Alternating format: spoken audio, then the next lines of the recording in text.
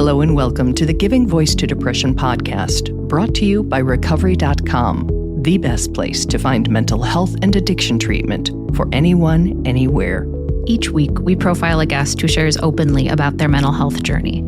They share because they understand that when people don't talk about their depression or other mental health conditions, those of us who do struggle with them can feel like we're the only ones, that there's something wrong with us, and that no one understands. We understand.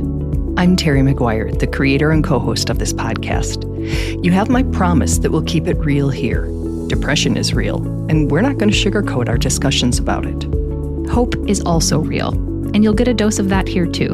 I'm Carly McCullough, a licensed social worker and educator, and Terry's daughter. We've both experienced depression and also support loved ones struggling with it.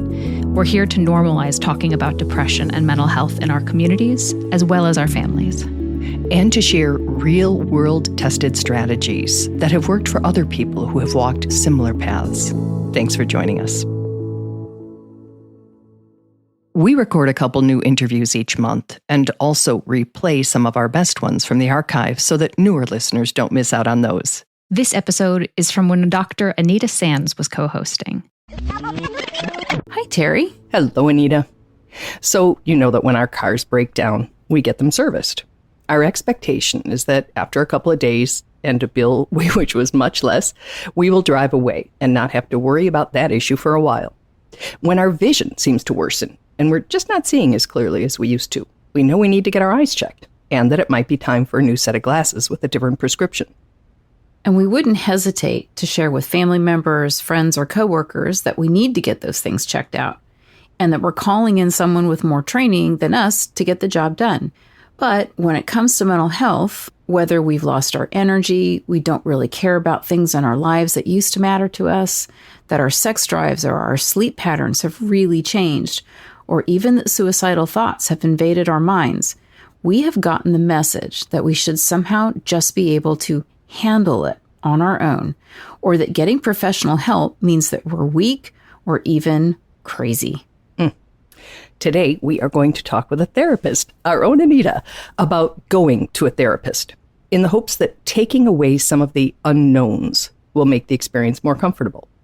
What really happens in a therapy session? Do you actually lie on a couch and talk about your parents like they always show on TV? Here now is Dr. Anita Sands giving her voice to depression.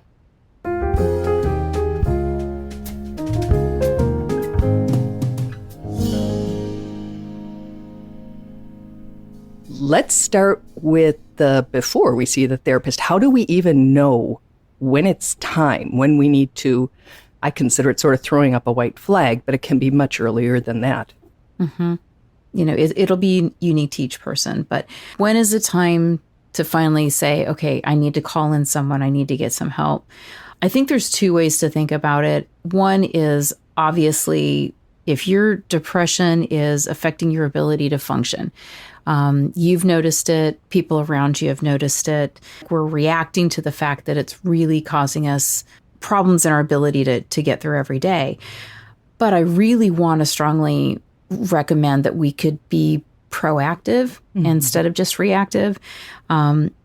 If you're struggling, even though no one else is noticing it, and maybe you're really what other people would say is really high functioning, but it's affecting your quality of life. You don't like the thoughts that are going through your mind. You're really having to work way harder to feel good, to battle certain thoughts.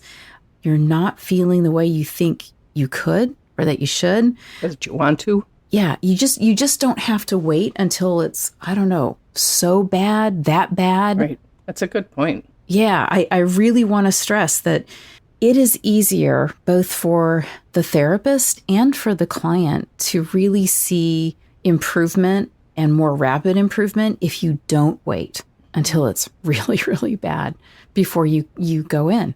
Right. Come in well before you think you need it. And honestly, you're likely going to get the feedback from your therapist that, no, I'm glad you're here now.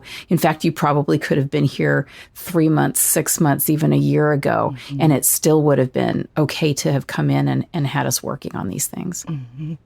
It is interesting. We talked about, car repair and getting our eyes checked. Believe me, therapy was wasn't even considered. So it's not like my parents denied me therapy when I was a child. It was not even on the table. It was not even in the air. It was just not considered.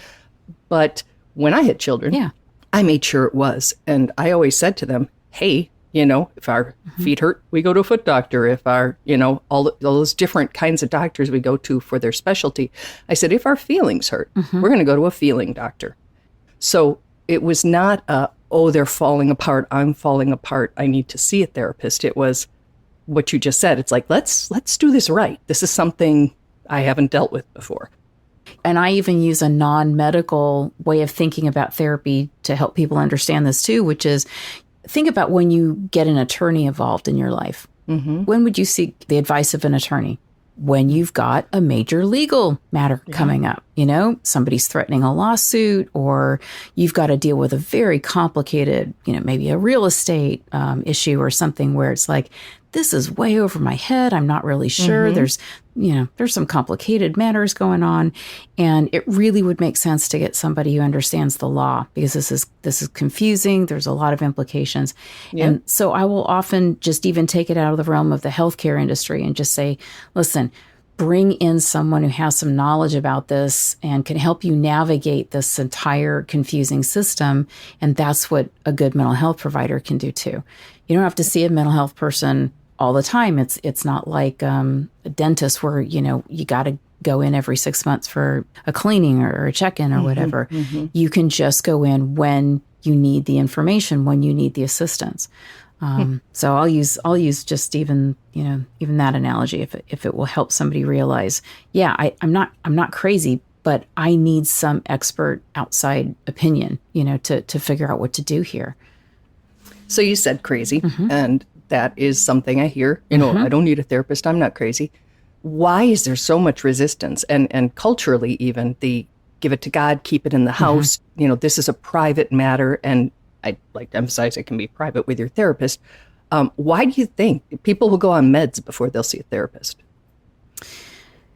The roots of stigma are they're deep. They're really, really deep. And we just have an awful lot of history in ascribing a lot of negative personality traits, or even worse, to individuals who are suffering from mental health symptoms, instead of recognizing that either A, these are very, very normal human ways of being and reacting under certain stressful or traumatic situations, or it's all in the realm of normal human experience in terms of certain genetic influences. Some people are more prone to developing cancer or allergies or things like that. So for whatever reason, though, mental health has always been seen, maybe because it's hard to see. It is one of those invisible illnesses. We only see it through behavior. We don't know how it gets fixed. It happens with medication. It happens behind closed doors with a therapist. So maybe the whole thing is just a little bit confusing, amorphous, invisible. I've heard so many of my clients, and I know you've addressed this on the podcast, people saying, I think it would be so much easier if I had cancer, if I had a brain tumor. Right. People would know how to treat me. There would be some sympathy, some empathy. A test result that you can see. Yep. Absolutely. And some, like, nobody would think I was a horrible person, right, because I had cancer. But somehow people think if I can't work because I'm depressed, then that's somehow what? A personality flaw? Yeah. I'm weak. I'm lazy. What? I don't know. So no, you're not crazy to see a therapist. The healthiest people go to therapy. And I'm speaking as a therapist. I'm speaking as a person who's been in therapy, and all good therapists have gone to therapy. The healthiest people are the ones who go and get the help, get the education, get the resources, learn the new skill sets so that they can get better faster, so they can help people that they love get better. Yeah. And I've shared in a previous episode that my mother recently passed. And when I knew that was coming, I got into therapy. I hadn't been in therapy for years. And so I tried to get ahead of it, as you said, not waiting for it to take me out or down. And I knew that this could be a trigger or a factor that influenced my mental health and my depression. And I said, hey, I need to talk this through on the front end so that I'm able to handle it on the back end when it actually happens. I remember when you did it, and I remember saying how smart that was. But, it's no different than if you're saying, listen, I'm about to take a cross-country trip in my car. You're going to take it in for a full checkup, oil change, make sure the tires are good.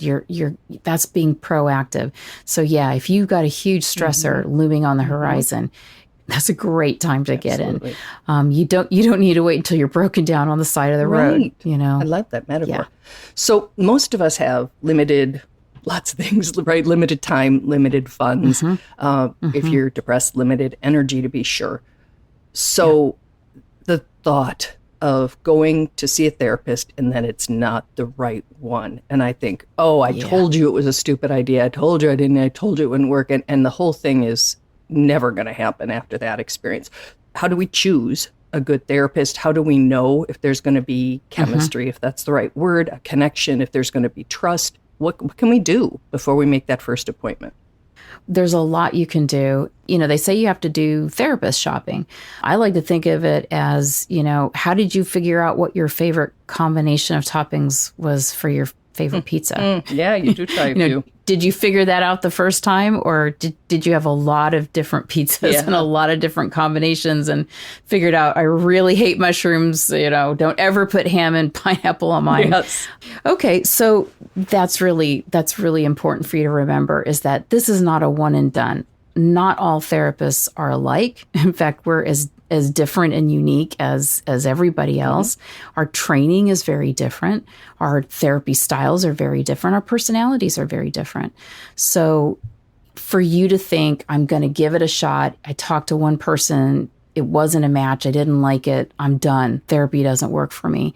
That's so silly. That's like ordering a pizza, all the toppings are on it that you really don't like, and saying, well, pizza sucks. You don't want to do that. Metaphor. So you got to dedicate yourself to finding the right one. And that is hard when you have limited energy. But you can look at people's profiles and kind of get a sense online of who they are and kind of what their vibe is. That can help. So you can research them. You can usually, not always, but usually ask for like a free 15-minute, Zoom or phone consultation with a therapist before you would schedule an appointment. And you can, especially if you prepare for that, you can really get a sense of whether or not this is somebody that you might like to work with. It can save a lot of time, lot of time. You've written some things about how to do that, what to ask, how to prepare for that meeting, and we can link to it? Yes, absolutely. I have written about it online. We'll make sure that you can link to that.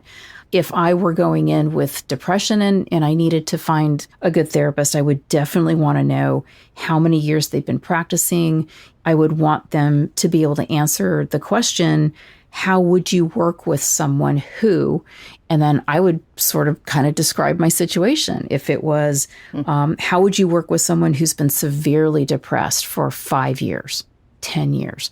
Or how would you work with someone who was functioning really well, but then for the last 2 weeks hasn't been able to get out of bed? How would you approach that? Being able to hear them get very specific about, what tends to work and what they found works and why they would go with this instead of this can really help you figure out, is this somebody I think I could work with?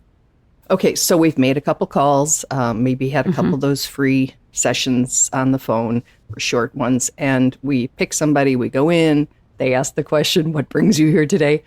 What if you just don't even know? Because I know for myself, I didn't walk in and say, I believe I have depression and that I have been suffering this since my teens. I was like, I just hate life and I don't care about anything or anyone. And, I mean, can you do... Is that acceptable? Will that work? Yeah. I mean, do you have to know why you're there other than you just hate the way things are? No, I actually think that that's completely and totally acceptable if that's the truth. And that's how I would start if that was the situation, is listen, this is really all I know for sure. And that's part of the problem. Because, I'd like to be in a place where I could tell you exactly what's going on and what I need and how to get out of this, but I'm stuck and this is all I know. And so I'm really counting on you to help me figure this out. That's a great starting point right there. Right there. I know there are people who want a validation of their experience and for you to say, that sucks. And there's, I think, great value in saying and hearing that. There are other people who want a little kick in the ass, want a little motivation, want a little push. Can you ask, like, how are you going to talk to me? Yes.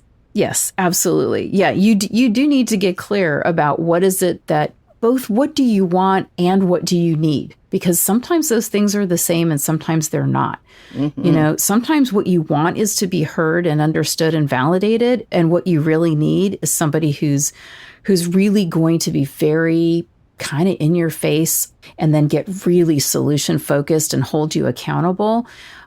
And sometimes that's not what you need. Mm-hmm.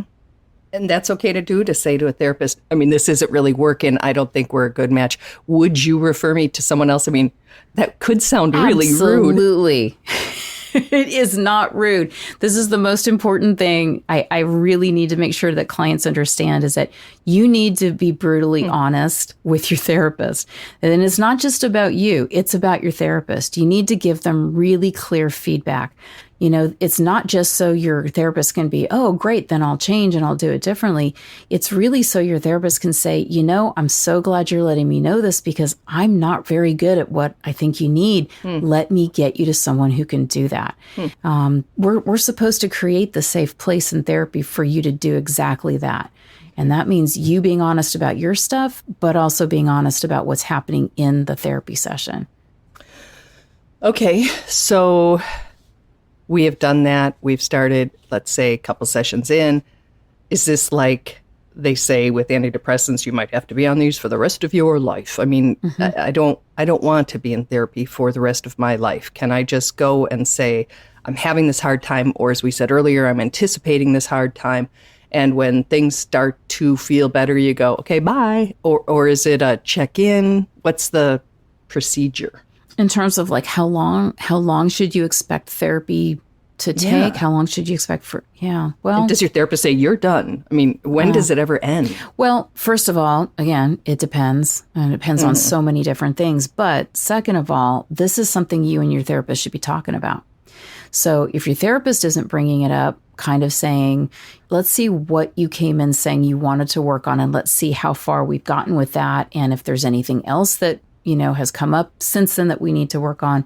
But let's kind of keep a sense of where are we and have we done what you wanted. That's important that you and your therapist are having those conversations about where am I? How close do you think we are to being done? And how will we know? What's done? Right. And what is done? And maybe done for one person is, I don't think I need to come in here on a regular basis once I feel like I'm no longer battling suicidal thoughts every week, because I'm okay with a certain level of functioning as long as I don't have those. And another person might say, listen, I have a lot of extra other kinds of things that I want to master. I want to walk out of here being able to set boundaries and be assertive, and, they've got a whole other list of things that might take some more time. They may have some trauma work, from the past that they want to work through. So again, this is why I'm saying it depends. It really does depend on what do you want to have accomplished before you feel like you're done. Also recognizing, though, that do all of us have stuff that we could be in therapy every week for the rest of our lives if we wanted to and still get benefit from? Absolutely, we could. Yeah. It's all about having that honest conversation. I maybe would like to be here, but do I need to be here? So you just talk. Okay, you brought up suicidal thoughts. And one of the things that I've heard in a number of interviews with our guests is that they don't want to share that. There's a fear with mandatory reporters. If I say to you, Anita, I want to die in my sleep every morning, I wake up and say, shit, I woke up again. I'm afraid you're going to dial 911 before I'm out the door and police are going to be in the parking lot. Is that a real fear? Might be. See, here's the thing. I'm saying be completely honest with your therapist. At the same time, before you do that, I want you to know how your therapist is going to respond to your being completely honest. I think that that's also important.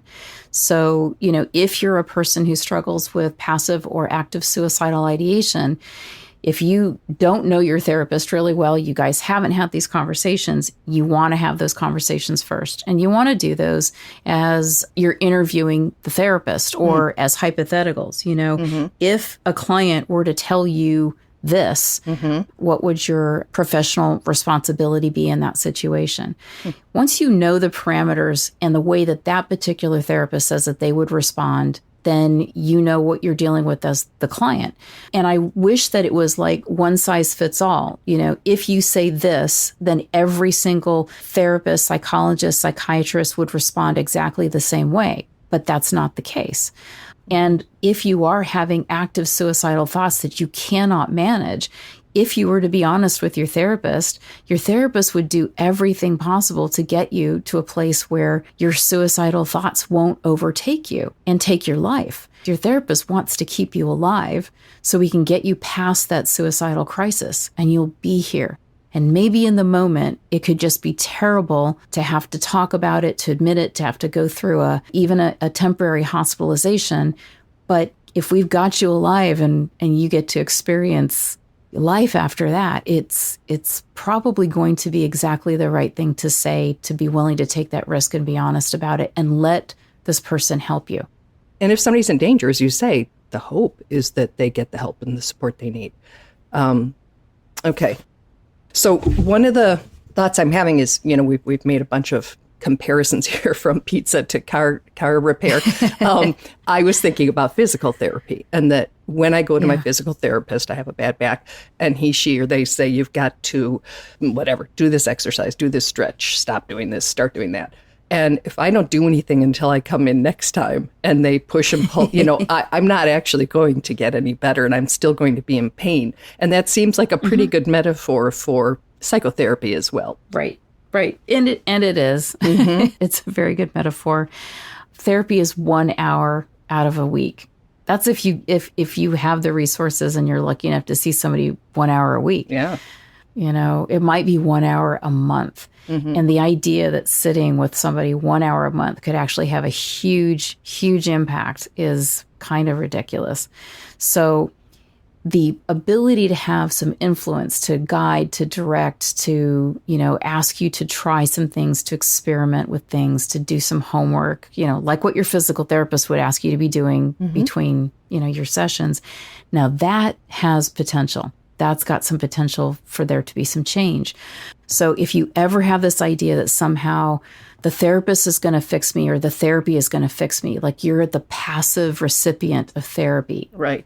That's not how it works. I mean, you are the most important part of therapy. It's not your therapist.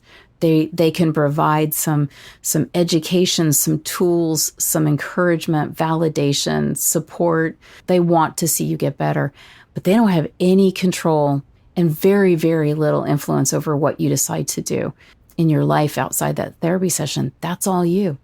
And so you actually have the power. You've got the power. And if you use it, it really does make a difference. Nice. Before we leave, we posted on our Facebook page asking if anybody had a question, since we were going to be doing an Ask a Therapist episode. And one man did record a question. And I wonder if you have a second to answer it. I've been listening to your podcast with my partner for the last couple of months, and it feels like a long shot, but I have to try something to help myself. I'd find it incredibly helpful to be able to have a conversation with someone about learned helplessness, shame, and how your brain can become wired to fixate on negative self-beliefs and unhelpful narratives. I've spent the last 10 years psychoanalyzing myself, and I have a lot of insight, yet I feel cognitively stuck. Any help would be unbelievably appreciated. Thank you. Okay. We're not going to be providing therapy, but first of all, you're absolutely on track when you say that learned helplessness and getting stuck in negative thought patterns, there's absolutely a connection there. Definitely something that you could go into therapy to explore. There's a saying in the field that neurons that fire together wire together. So it's absolutely the case that if we think the same thought pattern over and over and over, then that's the one that our brain is going to return to the most easily. So it's very, very easy to get stuck because we're going to always go with the path of least resistance, and that includes just with the way that our brain's neurons fire. So to get unstuck, really does require changing our thought patterns, and it's uncomfortable and it's weird, but there are several different methods, several different therapy techniques and skill sets that you can learn, and a therapist can guide you through them with homework exercises and workbooks, and it's absolutely worth doing, because one of the things that we can take advantage of is the fact that we have something called neuronal plasticity, which means that our brain's neurons can learn how to fire together differently and wire together differently. We may always have knee-jerk reactions to certain things, but then we can make use of a different pattern, a different thought pattern, which can lead to a different behavioral pattern and a different mood state. So highly recommend that you do something about what you've discovered, which is absolutely learned helplessness and getting stuck in a negative thought pattern, depression. It's all related.